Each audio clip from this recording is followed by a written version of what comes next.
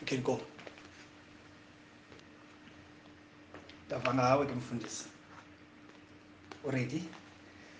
Molweni bangcwele, ndinibulisa nonke apho kwindawo enikuzo emakhaya ke phofu akho ndawo umele uba nikuyo ngoku ngeli xesha emele uba nisemakhaya. Ndiyanibulisa ngegama lenkosi yethu Yesu Kristu. Ndibulisa ikakhulu ibandla laseShed Mashologu Memorial Baptist Church. Ndiyazi uba bakhona nabanye abantu kwindawo ngendawo bamamele bekuzo, kodwa sazi ukuthi le platform yenzelwe specially for bona. Koloo nto ayithetha uba abanye abakwezinye indawo nabaphesheya ababayakwazi banakwazi ukuthi basimamele. Namhlanje siza kuthi sifunde ilizwi kokumkani besibini. Sabe sijonge ku-chapter 7, kodwa ndifuna ukunika i-context and ndizabe ndidilishana nayo i-context leyo. Sawuqala phaa ku-chapter 6 uyotsho ke phaa ku-chapter 7 uvesi ngu-16 eyokumkani yesibini. Chapter 6 sawuqala phaa kuvesi 24 siyokutsho ku-chapter 7 verse 16. Sawufunda ke emva koko ndicela ukuthi sithandazeni sonke. Ifundeka ngolu hlobo: mzuzwana emva koko eBhenadani ukumkani waka-Aramu wawuhlanganisa umkhosi wakhe uphela waza waya kungqinga iSamariya. Kwabakho indlala enkulu apho eSamariya. Ixesha lokungqingwa kwaso laba lide kangangokuba intloko yedonki yayithengiswa ngesiliva ezi-80. Ke wona 200 eegram zobulongwe behobe bezithengiswa ngesiliva ezi-5. Ukumkani wakwaSirayeli wathe egqitha ehamba eludongweni, kwabakho umfazi okhalayo esithi, "Nceda, nceda nkosi yam kumkani." Ukumkani waphendula wathi, "Xa ungena kuncedwa nguYehova, uthi mna mandiluthathe phi uncedo? Esandeni okanye kwisixovelo sewayini?" Waze wambuza wathi, "Ingxaki yakho yintoni?" Umfazi lowo waphendula wathi, "Lo mfazi uthe mandincame unyana wam simtye, ukuze ngemini elandelayo sitye owakhe unyana. Ngoko ke sampheka unyana wam samtya. Ngomhla olandelayo ke sithe ndakuthi kuye, makeze nonyana wakhe simtye, suka wamfihla." Akuyiva loo mbali ukumkani wasuka wazikrazula izambatho zakhe. Bathi bakumjonga abantu ehamba apho eludongeni, bamfumanisa ukuba emzimbeni unxibe ezirhwexezayo. Wathi, "uThixo makandohlwaye nokuba kuqatha. Kangakanani na ukuba ndithe namhlanje ndayiyeka ihleli kuye intloko ka-Elisha unyana kaShafati." Ke u-Elisha wayesendlwini yakhe ehleli namadoda amakhulu. Ukumkani wathumela isigidimi, kodwa sathi singekafiki u-Elisha wathetha namadoda amakhulu lawo wathi, "Kanti aniboni naso esi sigwinta sithumela umntu ukuba andinqumule intloko? Niyabona ke, ze nithi sakufika eso sigidimi niluvale ucango, niluqinise, singabi nako ukungena. Kaloku izingqi zenkosi yaso nazo emva kwaso." Esathetha nawo njalo, sagaleleka isigidimi. Ke ukumkani wathi, "Le ntlekele ivela kuYehova. Ngani ke ukuba ndibe salindela uYehova?" U-Elisha waphendula wathi, "Phulaphula nali lizwi likaYehova. UYehova utsho ukuthi, malunga neli xesha ngomso, ngeli xesha ngomso, iikhilogram ezintathu zomgubo wengqolowa kananjalo neekilogram ezintandathu zerhasi apha eSamaria zobe zithengiswa ngesiliva enye kuphela. Ke iphakathi ukapteni ngamanye amagama awayethembele ngalo ukumkani lathi apho kumfo wakwaThixo, unotshe soze yenzeke into enjalo, nditsho nokuba uYehova ebenokwenza ifestile ezulwini. U-Elisha waphendula wathi, le nto ndiyithethayo uza kuyibona ngala wakho amehlo, kambe kona ukutya soze ukufake kulo mlomo wakho. Verse 3, ke kaloku esangweni lesixeko phaya kwakukho amadoda amane awayeneqhenqa, athethathethana athi, ngani ukuba sihlale apha side sife? Ukuba sithe masingene esixekweni, yindlala yodwa khona, siyakufa. Noba singade sihlale apha siza kufa. Ngoko ke masiwelele kwinkampu yama-Aramu, sizinikele kuwo ukuba asisindise. Sophila ke, ukuba kanti athe asibulala, sifeyile ke. Ngongcwalalazi ukuva aye ekampini, ngongcwalakazi avuka eya ekampini yama-Aramu, athe asondela emacaleni ekampu yama-Aramu lawo, kwaye kungabonakali nomntu lo. Ke kaloku uYehova ama-Aramu lawo wawenza eva isindi senqwelo namahashi, kwaba ngathi kuza umkhosi omkhulu. Ngoko ke athethathethana athi, niyabona ukumkani wakwaSirayeli uqeshe ookumkani bamaHiti nookumkani baseJiphutha ukuze basihlasele. Ngoko ke ama-Aramu lawo asuka abaleka ngongcwalalazi, ashiya konke, intente namahashi needonki zawo. Inkampu yawo leyo ayishiya injalo, asindisa ubomi bawo kuphela.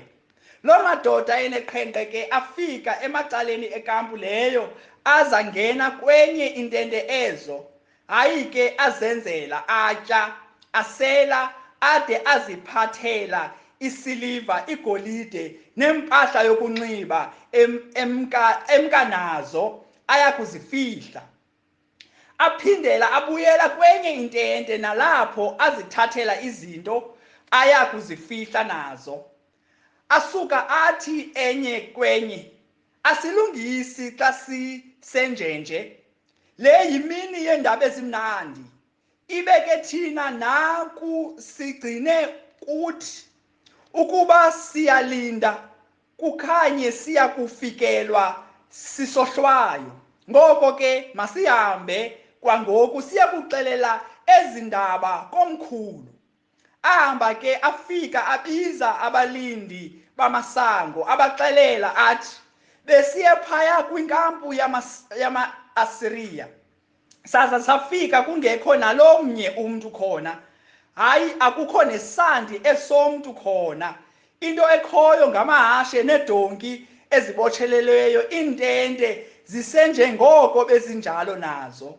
Abalindi masango ke nabo bakhwaza, babhengeza iindaba ezo apho komkhulu. Ukumkani wavuka ebusuku njalo, wathetha namaphakathi akhe wathi, nantsi into esenze yona ama-Aramu, ayazi ukuba siyalamba. Ngoko ke ayishiyile inkampu yawo, aya kuzimela emaphandeni, esithi, xa bephuma esixekweni siya kubabamba bephila, size ke sisifikele isixeko. Elinye iphakathi lathi, masikhuphe amadoda athile, athathe amahashe 5 kwaseleyo apha esixekweni, isiphelo sawo sofana nawo onke amaSirayeli la asele apha esixekweni.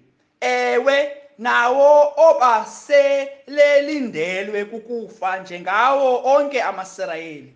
Ngoko ke masiwathathe masiwuthume ukuba uye kuqonda ukuba kuhle ntoni na. Ngoko ke bakhetha inqwelo ezimbini namahashe azo, waza ukumkani wazithumela ekhondweni lomkhosi wama-Aram esithi, hambani niyokuqonda ukuba kuhle ntoni na. Awalandela ke ada aya kufika eJordani. Yonke ke loo ndlela ayifumana inempahla nezixhobo zama-Aram zifane zathi sa, oko bezishiywe ngama-Aram xa ebalekayo. Zajika ke ezo zigidimi zaya kuxelela ukumkani. Ivesi yokugqibela, uvesi 16, baphuma ke abantu bafika bazenzela kulo nkampu yama-Aram. Ngokomlomo kandikhoyo ke iikhilogram ezintathu zomgubo wengqolowa, ngokunjalo nesithandathu seekhilogram zerhasi zathengiswa ngesiliva enye kuphela.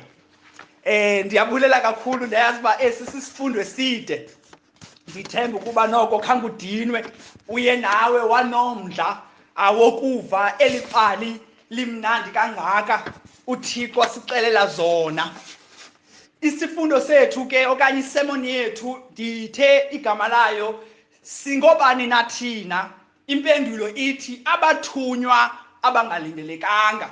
Ndifuna ke ngoku sithandazeni, emva koko singene elizwini lethu. Bawo oko singakwaziyo siza kuwe sikucela ukuba usifundise. Oko singenako sicela wena Thixo usinike. Oko singekuko sicela wena usenze. Konke oku sikuthandaza kuwe sikucela egameni lonyana wakho Yesu Kristu. Amen. Kukho i-phrase okanye kukho into apha amaNgesi athi xa ethetha athi desperate situations call for desperate measures. Imeko zokuphelelwa lithemba zifuna amanyathelo aqatha. Le nto ke siye sayibona kwiveki ephelileyo okuba bathe abantu bakubona ukuba bona mabahambe bayokuphanga ivenkile bazithathela kwi-malls eDurban naseGauteng nakwezinye indawo kuthiwa kusePietermaritzburg njalo. Bathe ke iinkokheli zethu okanye umongameli wayibona le meko injena, waphelelwa lithemba okanye wa-desperate, wakwi-situation apho aphelelwa lithemba kungekho nto ingenye anokuyenza. Wabona ukuba makathini, makathumele amajoni.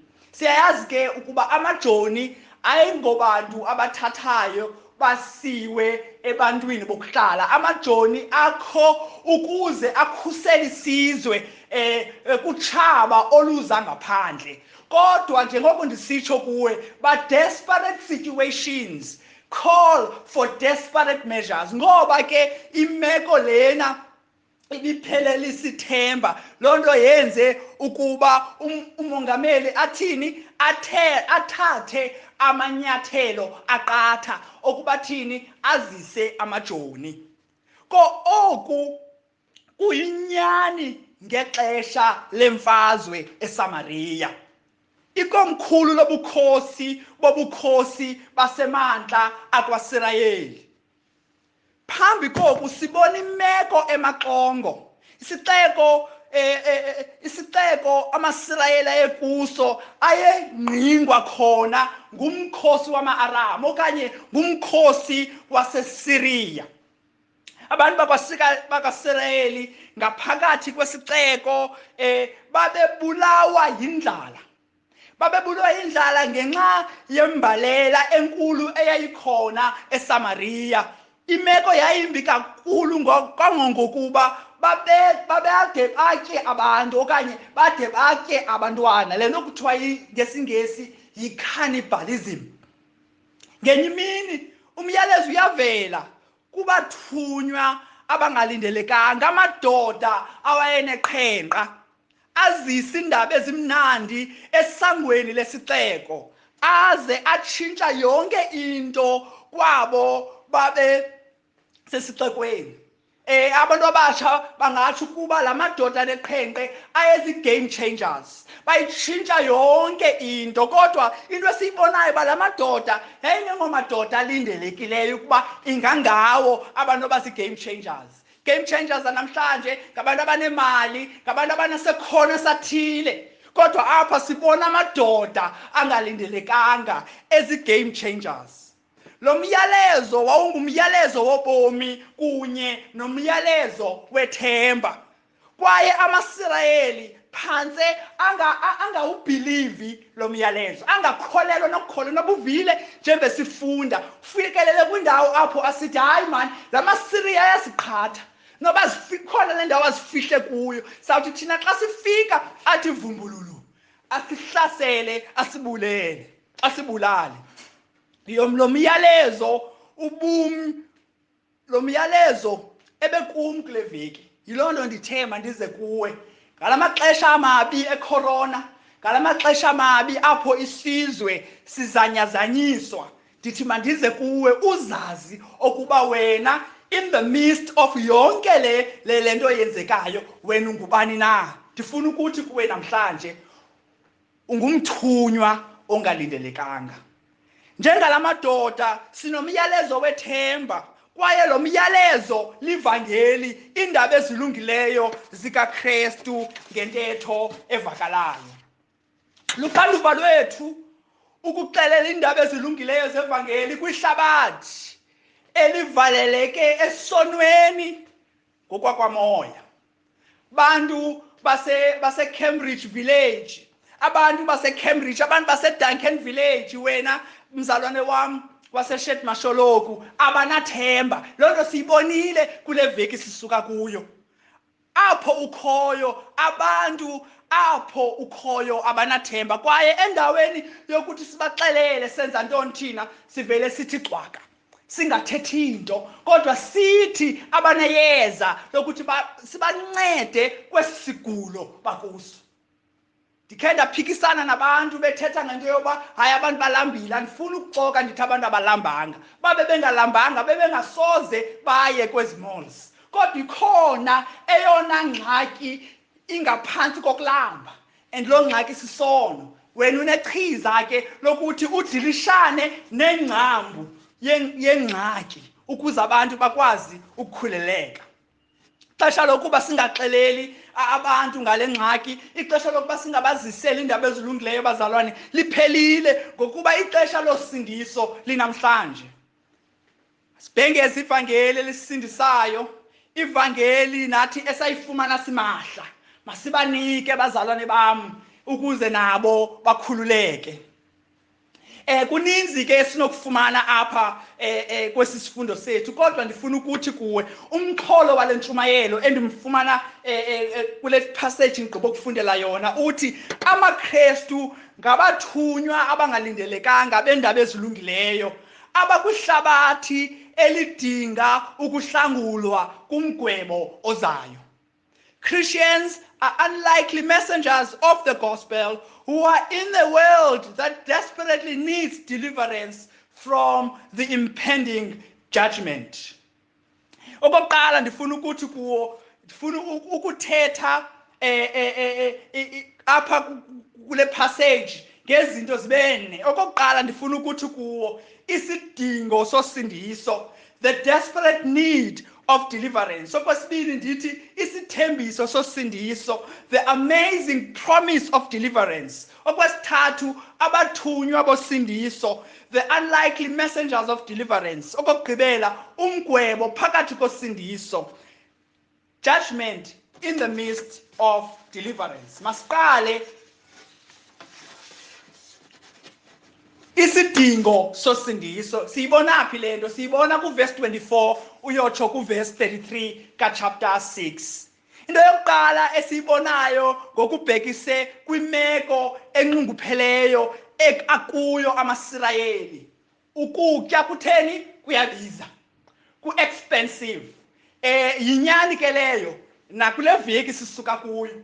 ekubeni abantu bethe bahamba bamosha bathatha ukutya kwezi ndawo kungakhange kube kanti kumoshwe kuzo amaxabiso bazalwane atheni aye anyuka. Ndinosapho mna oluhlala eRhawutini eKatlehong, naye baye benza lento, bangena ezivenkileni bazithathela bamosha yonke into. Aba bathe basinda, ezivenkile zithe zasinda, siyabona kaloku uba hayi akho ndawo abantu bazawuthenga kuyo. Ba i-rice ibiyi-20 rand, bathi i-rice yi-60, uzayithenga apho funeka utyile.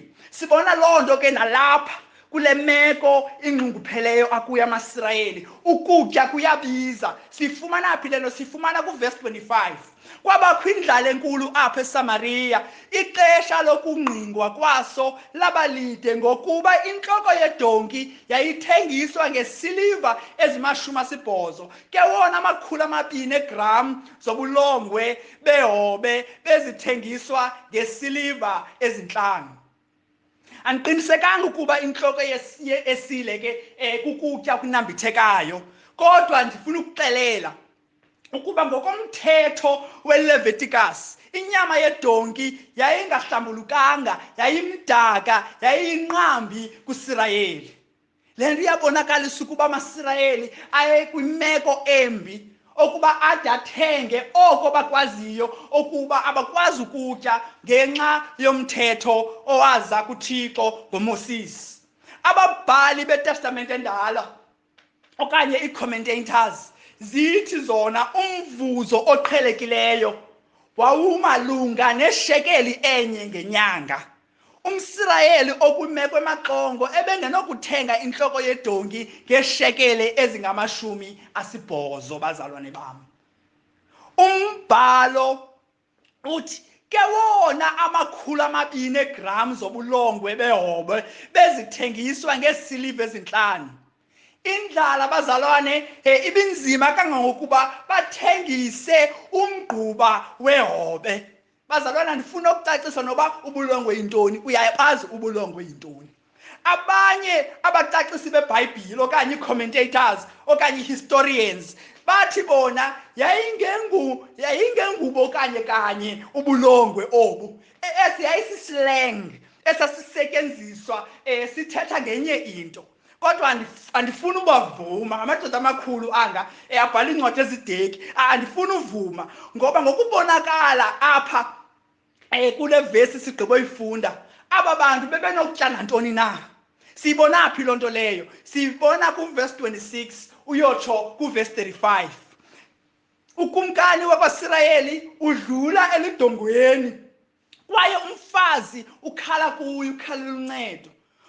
Ukumkani uyamphendula kuverse 27, uthi engakusindisi nje uYehova, ndokusindisa ngantoni na mna? Ngesanda, ngesixovulelo sesidiliya kusini na? Emva le mpendulo ivakala ingathi yimpendulo ephoxayo, kodwa uphela ke ukumkani embuza ukuba wena mfazi yintoni na ingxaki yakho, ukhalela ntoni na? Uye ke lo mfazi athini? Aye amphendule. Uyakhalaza ukuba ngoku bendigqibile ukuye zivumelene nomama othile ukuba sithini, sitye owamunyana ngolu suku. Kwale ke ngosuku olulandelayo, ngoku uyakhalaza savumelana uba ngosuku olulandelayo ke ngosawuthini, siza kutya thina unyana wakhe. Uyakhalaza ukuba ngoku begqibile ukutya owakhunyana. Omnye umfazi ngoku akafuni ukuzisa owakhe phambili ukuba thini, aphekwe. Sixelelwa ke uba inkosi iye yathini, yagweba yathini kule imeko, ukuba ithe makayofunwa lo mfazi ukuba nayenze le nto okanye asixelelwa. Kodwa ikhona into izwe lisixelelayo ngale ntlungu. Uverse 30, akuweva ukumkani amazwi entokazi leyo, wazikrazula iingubo zakhe, wayedlula phezu kodonga. Bakhangela abantu, nanko enengubo ezirhwexayo ngaphantsi kwezinye enyameni yakhe. kumkani iyamhlupha lento yenzekayo, uyayibona lento imbi kangaka yenzekayo kwilizwe lakaSirayeli. uThixo wayelumkisile bazalwane ukuba into enje iya kubahlela amaSirayeli, ukuba bathe balandela indlela zezinye inhlanga ezingabamelwane, ukuba bathe bakhonza ezinye izithixo. Ngoba uThixo ubona uSirayeli, ubona abantu bakhe bengumtshakazi kuye, yena engumyeni wabo. Ngoba umtshakazi uye wathini? Wahamba woyokrexeza, wahamba wokhonza ezinye izithixo, wahamba wolala nenye indoda. uThixo wayebethembisile uba bathe bayenza lento uza kuthi abagwebe. Ngoba uThixo akasijongi nje isono, asijonge nje angasihoyi. uThixo uyagweba abangcwele, ngoba uThixo nguThixo nekhwele. Akafuni uba wena uhambe uyokhonza ezinye izithixo, ngoba nguye yedwa uThixo omele ukukhonzwa, nguye yedwa uThixo owakudalayo ekudalela yena, okuba wena uthini? Ukhonze yena. Lixesha lokuba ngoku abantu bathini? Baguquke phambi koThixo. Namhlanje abantu lixesha lokuba maguquke, ngoba iBhayibhile ithi bonile basilela elizukweni likaThixo. Ingulo uyigusha ephambukileyo wenza unokuthanda kwakhe. uThixo uza kuthi namhlanje uthi guquka. Le veki isibonisile bangcwele, isibonisile imeko esikuyo yesono, okuba nyani singaboni sisilele elizukweni likaThixo. Singenza excuses, sawuma phambi koThixo ndithi ndithathile la rice ngoba bendilambile. Uthi uThixo wonile ngoba nditshilo kwimithetho elishumi uze ungebi. Kho excuse, justice bangcwele, ubulungisa. uThixo uphelele bulungiseni, akazuthi hayi ubulambile ndiya-understand. Ngoba uThixo ufuna i-perfection, ufuna sigqibelele bangcwele. Kodwa inkosi endaweni yokuguquka ibize uhlanga lonke lakwaSirayeli ukuba liguquke. Kuverse 39 uhorisa ngokubulala uElisha. Bangcwele, ayiloxesha elu lokuhorisa, ayiloxesha eli lokwenza lena leya, eli lixesha lokuguquka. Kodwa ukumkani yena uhorisa ukubulala uElisha. Lixesha lokuba inhloko kaElisha isuke uthi ukumkani. Inkosi ngoku ikwimo yokubulala. Enyanisweni isono bazalwane sithwale esinye isono. Lo uThixo uyabagweba ngenxa ye-idolatry. Yena endaweni nomagaguquke wenza ntoni? Ufuna ukubulala. Isono sithwala isono. Ukuba abantu abaguquki, isono bazalwane siyafumba. Lento besiyibona kule veki iphelileyo, ukuba abantu abaguquki bangcwele singabathatha sibafake entilongweni, bazawuphuma isono sifumbe. Thixo usibiza uba siguquke, sikholwe kuYesu Kristu owasifelayo emnqamlezweni. Ukumkani emva koko uthumela umthunywa kuElisha, njengoko uElisha wayehleli namadoda amakhulu kwigumbi lokuhlala. Uxelela amadoda amakhulu ukuba angavumeli namntu ukuba angene kulo isango. Jonga uverse 33. Esathetha nawo, nanko umthunywa lo esihla esiza kuye, wathi ukumkani, yabona obu bubi buphuma kuYehova. Ndisamlindele ngani na uYehova? Uthi lento isahlele imbi yinto evela kuThixo endunyanisile. Kodwa ubona uThixo nguThixo okhohlakeleyo, ubona uThixo enguThixo ongenanceba, ongenamfesane. Uthi andizumlindela uThixo, ngoba uThixo kakade akananto yakwenza nathi. Ufuna ukusibulala, ufuna usigqiba uThixo. Uyazi ukuba uThixo ufuna inguquko nokholo, kwaye endaweni yokwenza loo nto emva koko abiza isizwe ukuba senze naso ngokunjalo. Ubonakala efuna ukwenza into ngendlela yakhe, kwaye angalindi kuThixo.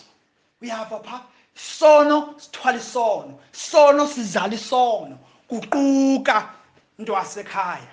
Engqondweni yakhe uThixo akazimisela ukusindisa, kodwa siyabona apho uThixo unguThixo nenceba, unguThixo nothando.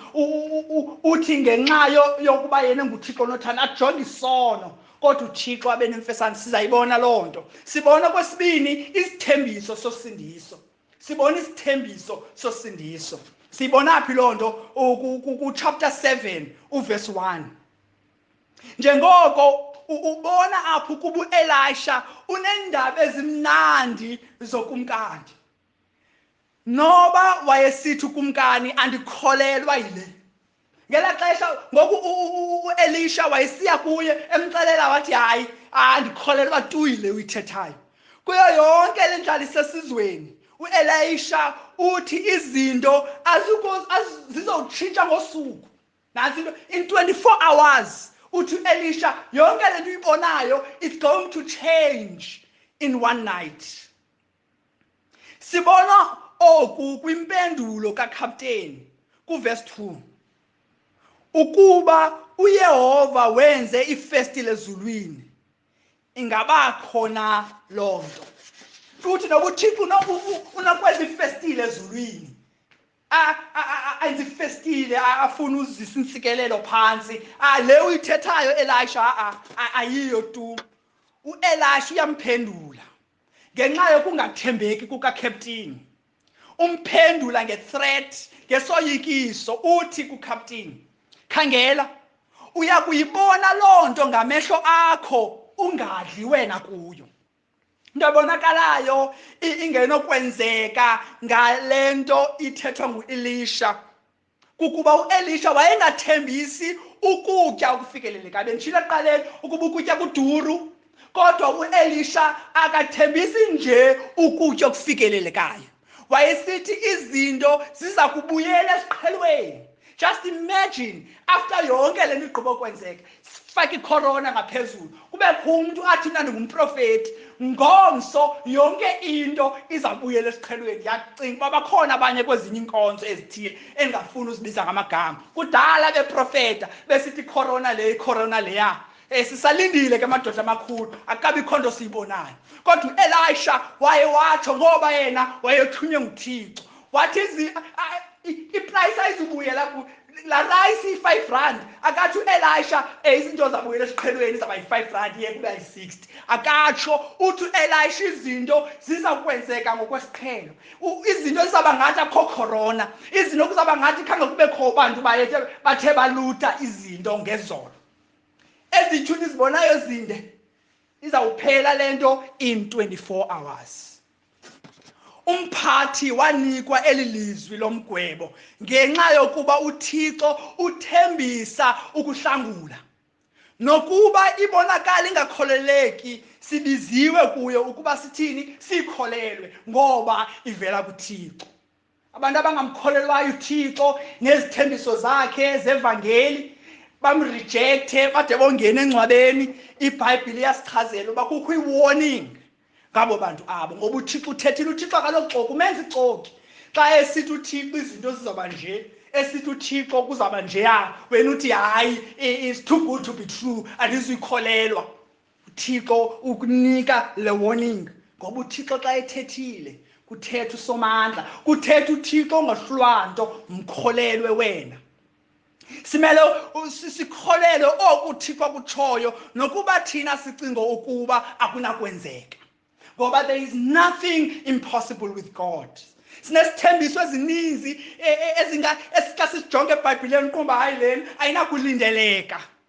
Ndifuna ukubuza ke mzalwane wami, uyakholelwa na kuloo nto leyo? Xa isithi iBhayibhile balilizwi likaThixo ligqobhozele enhliziyweni, inhliziyo elilike itshintshe ibe inhliziyo yenyama ethanda uThixo, uyayikholelwa naloo nto wena? Okanye unezinye izinto ezinye izinto othanda uzenza uzama utshintsha ii-decisions zabantu, uyakholelwa na uThixo uyamtshintsha umuntu abe mtsha? From yesterday ebeyicriminal namhlanje abe sisidalwa esitsha esithanda uKristu. Uyakholelwa na kuloo nto leyo? Okwesithathu, abathunywa bosindiso. Siyibona loo nto kuchapter 3 verse 3 to 11. Uverse 3 to 11. Ukuba ukhe wayifunda le ndawo xa ufika apha kanye apha kuverse 3 nobuye uzibuza umbuzo hayi ingenaphi ke le besithanda uxelelwa njengoku ngemeko amaSirayeli kuwo ngokusicelwa ngamadoda neqhenqe hayi le noba ababhali beBhayibhile benza mistake apha kule ndawo okanye basixelela nje ayinanto yokwenza nomxholo le wevesi ingaba uverse 3 unantoni yokwenza nale ndawo seseyifundile nankumbuzo sinawo xa uqola ujonga kunobonakala ingathi le sizawungena kuyo indawo ayinanto yokwenza nale sigqibo thetha ngayo kodwa impendulo enika isumdla ngokwaneleyo ifumaneka apha kanye embindini ipoint yasile passage ilapha kanye apha embindini welibali malunga nalamadoda anaqhenqa nceda ndifuna ujonge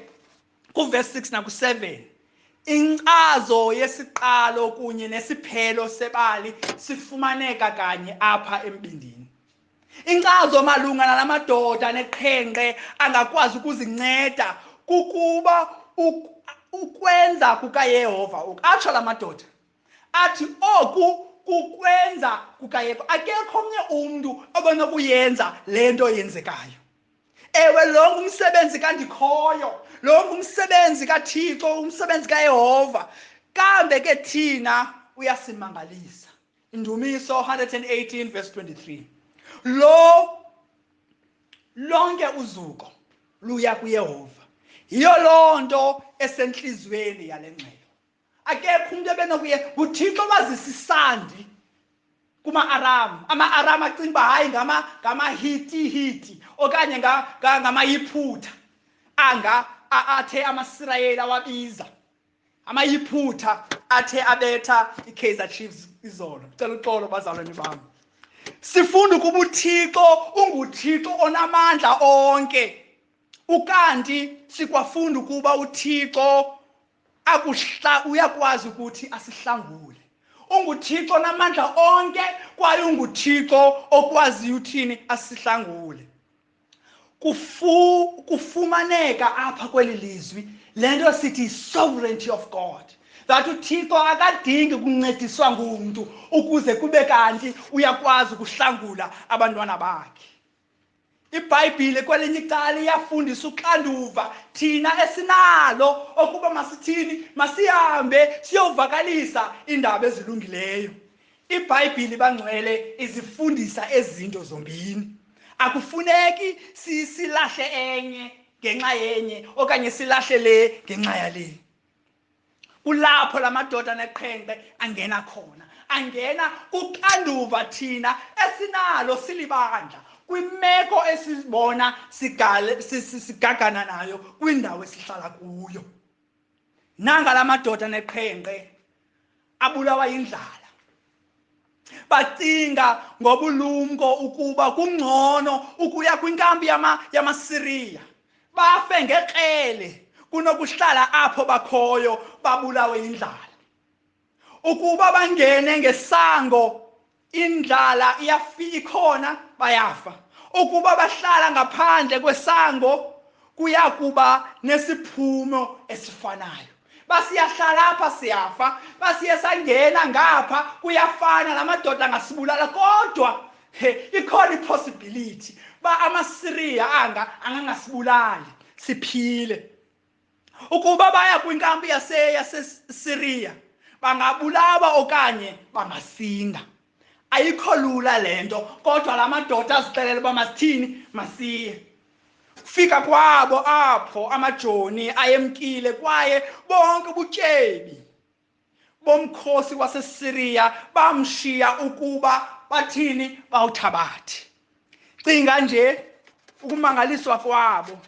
bahlangulwa nguThixo ekufeni bavuya kakhulu lithamsanqa labo kwaye baqala ukuliphila elithamsanqa labo lento ndikhumbuza uMateyu chapter 13 verse 44 kanjalo ubukumkani bamazulu bufana nobutyebi obufihlwe entsimini athe umuntu akubufumana wabufihla aze ngenxa yovuyo lwakhe aye athengise ngento zonke anazo ayithenge lo ntsimi lamadoda neqhenqe amane awuboni umfanekiso womoni osindisiweko babani.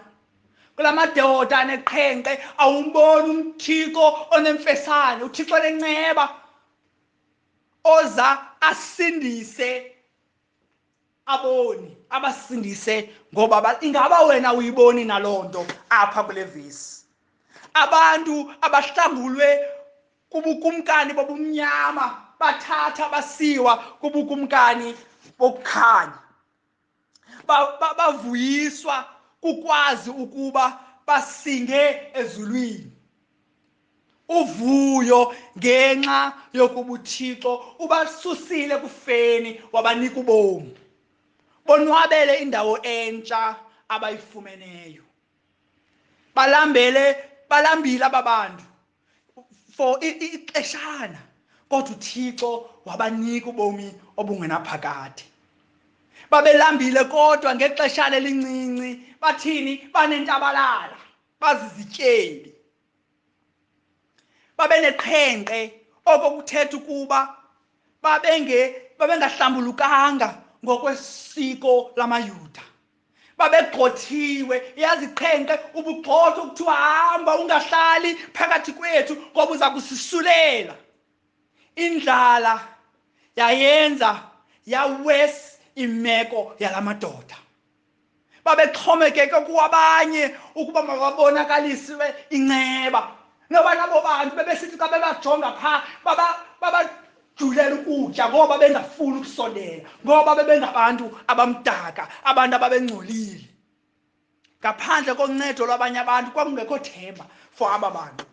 Ngoku aba bantu bazizityebi, banegolide, banesilivera, banezinto ezininzi gqitha, banempahla entsha abangcwele. Loo nto yandikhumbuza ukuba nathi singamaKrestu siyaxelela ukuba simdaka phambi kokuba imisebenzi yethu emihle nayo imdaka phambi kobuso bukaThixo. Akho nto intle sinoyizisa kuThixo ubuThixo athini? Asamkele kuye. Kodwa uYesu Kristu uthi esibona sizintsara, simdaka, asinike yena eyakho ingubo egqibeleleyo. Yiloo nto ke xa sisiya phambi koThixo singobethu ubulungisa, kodwa siya ngobulungisa bukaKristu, ngoba uYesu wasinika ingubo zakhe ezintle. Izinto abangcwele eziqhelekileyo kubomi bobuKristu, izinto esizonwabelayo thina singabo babhilonga kuYesu, ungazithathela phantsi, kodwa zibalulekile bangcwele ngaphezu kwegolide nesilivere. Bukhona bukaThixo bubalulekile ngaphezu kwegolide nesilivera.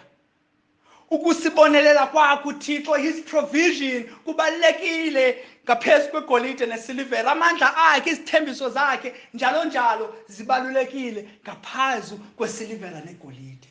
Yini na wena okububeka ithemba lakho kwizinto ezawuphelela kulo mhlaba, endaweni yokuba wena mawubeka ithemba lakho kuYesu Kristu? Baye baqonda ukuba bakwimeko embi kunabanye. Bazibona ngokuba bakwimeko ephucuke ngaphezu kwawo wonke umuntu owayekhona ngelo xesha.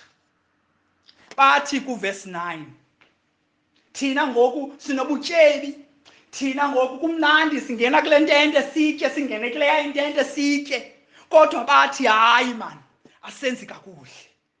Baphinde bachaza ukuba akumele ukuba bahamba babelana nabanye ngezi zinto. Kwakhona kuverse 9 bathi le mini yimini yendaba ezilungileyo. Baqiqa kwanye, bafikelela kwisigqibo sokuba ezi ntsikelelo azingezabo kuphela. Abanye esixekweni badinga oko banako kwaye bafuna ukwabelana nabo bantu abo. Bagqibe kolokuba baye kuxelela abanye abantu ngento bona batheni abayifumeneyo bazalwane.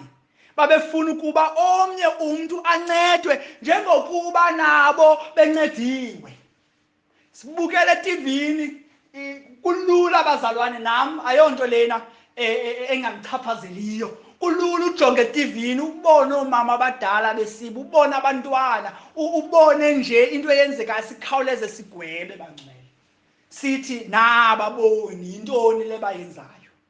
Kodwa nathi mele basiyaya phambi koThixo sithi Thixo sixolele silibandla laseMzantsi Afrika basingawenzi umsebenzi wethu okuba sivakalisa indaba ezilungileyo okuze umphakathi wethu uguquke bathanda uYesu Kristu noba bakweyiphi na imeko bangenzi oko kuchasene nelizwi likaThixo. Ndiza kuwe ke namhlanje ndithi nawe fana nalamadoda wenzelwe inceba nawe hamba uyobaxelela ngendaba ezilungileyo. Abanye bayayazi into esiyo ngaphambili, kwabantu abakwaziyo uba ungumuntu onjani ngaphambili, kwaye xa bekubona bakubona usengulaa mntu, kodwa wena uyazazi ukuba unendaba ezintle, unendaba ezilungileyo, hamba uyobaxelela. Nokuba abantu baphendula njani na xa uyobaxelela bakuphoxe, ngoba wena uyazi uba uphethe ichiza lokuba libancede, hamba uyokubaxelela ngendaba ezilungileyo.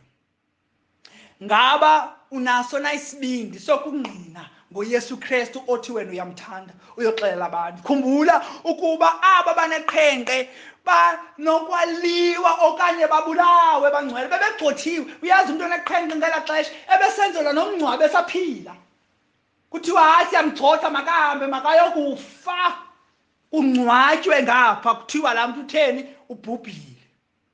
Kodwa aba bantu baye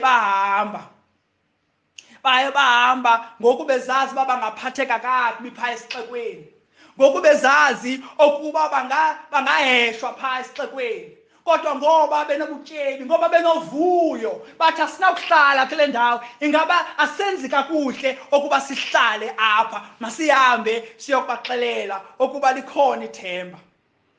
Nantsi inyani nantsi, abo basesixekweni badinga ukuva, kwaye la madoda enza into elungileyo ukuba mabahambe ayobaxelela. Umyalezo wamkelwe ngokuthandabuza ekuqaleni bangcwele. Benditshilo abantu abawukholelwa lo myalezo ngenxa yokuba amadoda amane engafuni ukugcina kubo lo myalezo, baye bahamba bayowuchaza. Okokugqibela bangcwele, sifuna uthetha ngomgwebo phakathi kosindiso. Ndifuna sifunde kuverse 16, kuverse 16 phaa kuchapter 7. Kho izinto endifuna uzibona. Funa uqale phaa ku-16a, sizawugqiba ngokubangcwele. Baphuma ke abantu bafika bazenzela kuloo nkampu yama-Aram. Ngokomlomo kandikhoyo ke iikhilogram ezintathu zomgubo wengqolowa ngokunjalo nesithandathu seekhilogram zerhasi zathengiswa ngesiliva enye kuphela. Oku kukuzaliseka kwesiprofeto sika-Elisha. Khumbula ukuba wamlumkisa ukapteni. Yakhumbula ukapteni uthena ubuThixo unokwenze ifestire ezulwini, le into ithethayo ayisoze yenzeke. Ngoku ndifuna ufunde kuchapter 7 uverse 2b. In fact, I don't have to uba ndiphinde ndiyifunde, but kulapho uElisha wayelumkisa khona ukapteni. Xa abantu babebalekela kwinkampu yaseSiriya, sifunda kuverse 17. Jonga uverse 17 ba kwenzeka ntoni na. Ke ukumkani wamisa elaphakathi wayethembele ngalo. Kumkani ngokumisa ukapteni eli athembele ngalo, lajongana nesango. Kambe ke abantu balixovula ngeenyawo apho esangweni, laze lafa ngokomlomo womfo wakaThixo. Xa wethetha nokumkani ngokuya wayeze endlwini. Sibona apha ukuba uThixo wenza kanye le nto ebethe uza kuyenza. Esi sigwebo kumntu ongakholwa lilizwi likaYesu alithethayo ngomprofeti wakhe. Namhlanje siza kuwe sithi kuwe guquka, sithi kuwe ungumoni, wonile wasilela elizukweni likaThixo. Ingxaki yakho ekugqibeleni ayiyo le nto ulambile, ingxaki yakho ayiyo le nto unemali, ingxaki yakho ayizo zonke ezi excuses uza nazo. Ingxaki yakho ungumoni, khona ithemba, ikhona uThixo into wayenzayo, something that is humanly impossible, ngoba thina asikwazi ukuzisindisa esonweni. uThixo wazisa unyana wakho kuphela komzeleyo okuba makafe emnqamlezweni endaweni yakho. Yaba ngathi nguYesu lo wayethatha umilimili kula venkile, owayethatha iTV. Yaba ngathi nguThixo owayesenza zonke ezi zinto zimasikizi besizenza kule veki idlulileyo. Wathabathela kuye uThixo sonke isono sethu, isono sokukrexeza, isono sokuba, isono sokukhonza izithixo, zonke izono uYesu Kristu wasithabathela kuye. Uthi ngoku into elindelekileyo kuwe kuba ukholwe kuba le nto wayenzayo emnqamlezweni ilungile yokuba ikusindise. Lo myalezo ke bangcwele siza nawo, le ntlekele le ndoda yazizisela yona ngokunokwayo ngokungakholwa kumyalezo Elisha wayeza nawo. Nawe le ntlekele yokuba uThixo kugwebe ngomini yokugqibela ingabe uyazizisela phezu kwentloko yakho okuba ukholwa le nto iza nalo umprofeti unguSiya. Ndingumprofeti ngoba ndizisa iindaba zikaThixo ezisuka elizwini lakhe, andingomprofeti njengabaprofeti abakhoyo banamhlanje. Ngokungakholwa kwakhe, ikhona umbhali uDale Ralph Davis uthi ngokungakholwa kwakhe akalenzanga lalibubuxoki ilizwi likaThixo, kodwa waqinisa umvuzo wakhe ngelo lizwi. KumaHebhere chapter 12 verse 25 ithi, lumkani ningamali lowo uthethayo, lumkani ningamali lowo uthethayo. Umgwebo uya kuwelwa kwabo bafa kukungakholwa. Ndifuna ukuthi ke bangcwele namhlanje, kokuqala ndiza kubazalwane bethu, imele bathina siyaguquka. Ngoba kwindawo esikuzo sibaxelela abantu ngoYesu, sinezakhiwo, sihamba siyokukhonza siphume, kodwa sibaxelela abantu ngelivangeli, sibaxelela uba ukhona ubutyebi, ukhona uThixo osithembise yena okuba sifumane uvuyo, sifumane ukwanela kuye.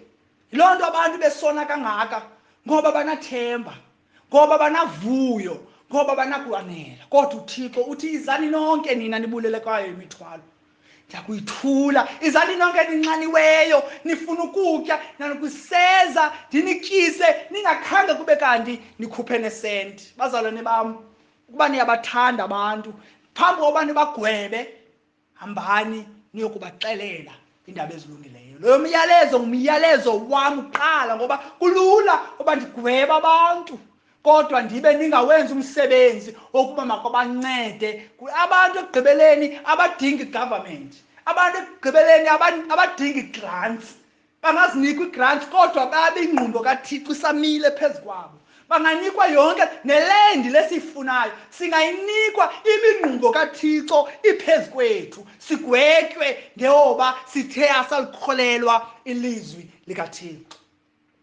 Ubumamele namhlanje awumazi uYesu Kristu uguquka, iza kuye akusindise, iza kuye ngoba uthi uThixo wena ungomhlobo wam, uyangithiya wena, you are my enemy because of your sin. Come, I can make you my friend. Come, believe in the Lord Jesus Christ. Cela ke bazalwane baseShet Mashologu, la area yaseDuncan Village, uThixo angakwazi ukuthi ayiguqule. Kholwa kule nto ndiyithethayo. Suthi hayi andinamali, hayi ndiliqhenqa. Unlikely messengers, no excuse. No excuse. If amadoda neqhenqa uThixo unokwazi ukuthi abavelele benze intando kaThixo, ngubani na wena ba ungakwazi? Suthi awunamali, suthi anayo le, kholwa kuThixo. ngoba uThixo usinike konke esikudingayo ukuba sihambe siyovakalisa indaba ezilungileyo ukuze ii-community zethu zitshintshe. Ungimamele namhlanje ungumKrestu, nali icebo livangeli. Ayokupati ithile, ayilocebo lithile, ivangeli likaYesu Kristu.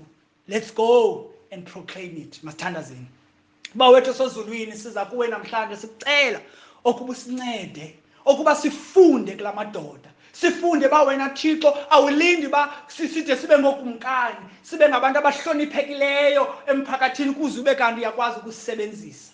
Wena Thixo wasebenzisa amadoda aneqhenqe, arejectiweyo i-community. Wawabiza wena Thixo wabasebenzisa ukuba bave ubuncwane, bave ubutyebi, okuze ingapheleli nje athi la madoda senzi kakuhle ahamba yozivakala. Siza kuwe ke Thixo sibe ngabantu abanjalo abakwaziyo, who have tasted and saw that the Lord is good, but ingapheleli apho. If we've been shown mercy truly, and then we should go and show others mercy. Lord, help us kwilizwe lethu elikule meko kuyo. Ivangeli yi-solution kuyo yonke lento siyibona kwezi plasma screens. Thixo masingasideleli, masihambe siphile impilo engcwele, sihambe sivakalise ilizwi lakho ukuze kuguquke inhliziyo, ukuze kuguquke umphakathi. Siyacela Thixo, sicela egameni lonyana wakho uYesu Kristu. Amen.